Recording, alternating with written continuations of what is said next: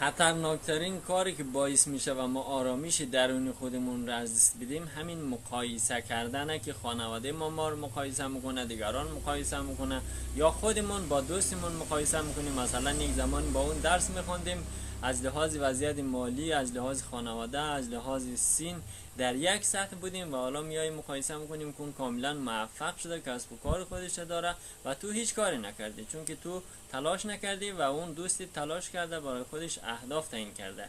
ما حتی با خواهر و برادر خودمون که در یک خانواده به دنیا آمدیم نمیتوانیم خودمون رو مقایسه کنیم، چون که برادرم با من طرز فکرش فرق میکنه، تواناییش فرق میکنه و همینطور که 5 تا انگشت با هم برابر نیستن، ما هم همینطوریم، با هم برابر نیستیم.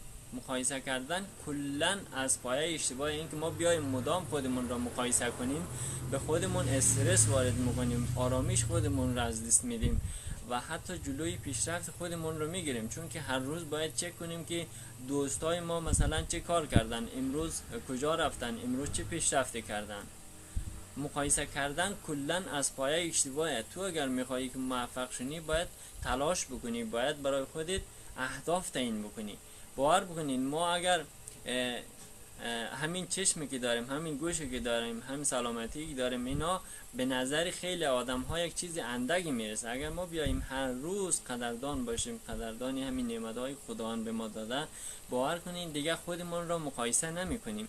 همین چشمی که خداوند به ما داده، ما این ویدیو رو میبینیم، رفتیم دنبال کردیم، دانلود کردیم، همین گوشی که داریم این صدا رو میشنویم، همین سلامتی که داریم. هر روز قدردان خداوند باشین، یک حس خوبی هم به شما میده و دیگه خودتون رو مقایسه نمیکنین. اگر شما قصد دارین که موفق شین، باید تلاش بکنین، باید پشت کار داشته باشین. از مقایسه کردن چیزی حاصل شما نمیشود.